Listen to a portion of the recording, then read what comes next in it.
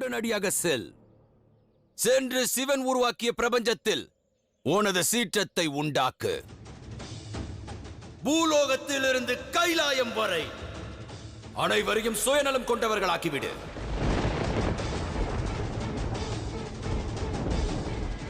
உன் உணர்வின் சீற்றத்தை அதிகப்படுத்தி சிவத்துவம் என்ற தத்துவத்தை மறக்கும்படி செய்துவிடு.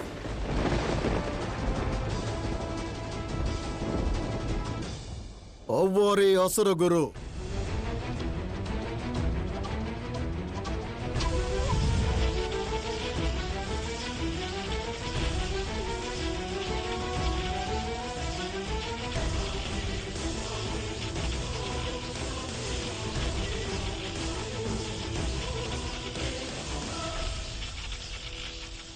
இனிமையான கனிகள் வந்து வாங்கிக் கொள்ளுங்கள்.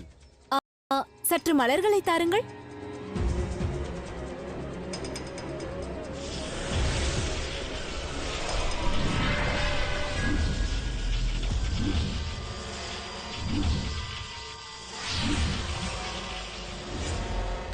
என் பொற்காசை திருப்பித்தா.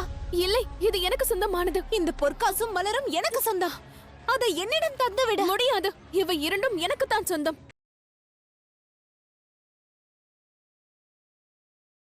இது என்னுடையது. இல்லை, என்னுடையது. தந்துவிடு. இது என்னுடையது. இருவரும் விட்டு விடுங்கள். இது என்னுடையது. அனைத்தும் என்னுடையது. விடுங்கள். இல்லை, இது என்னுடையது.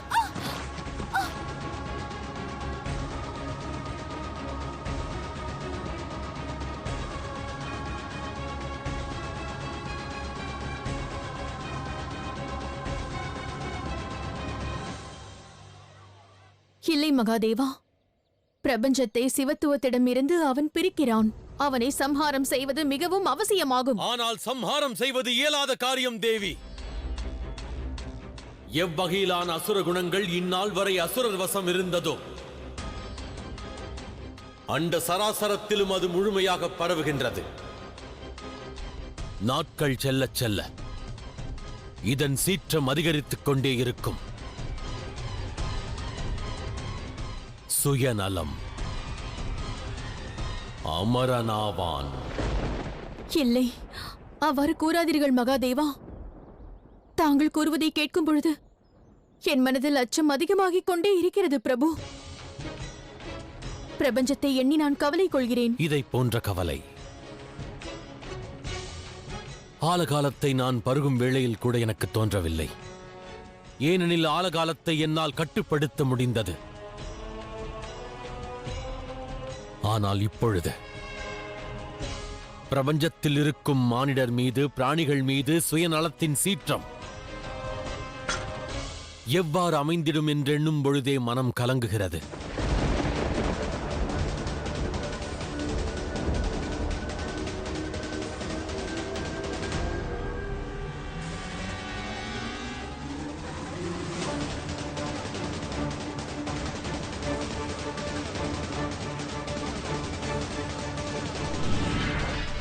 அங்கேயே நில் சுயநலமே.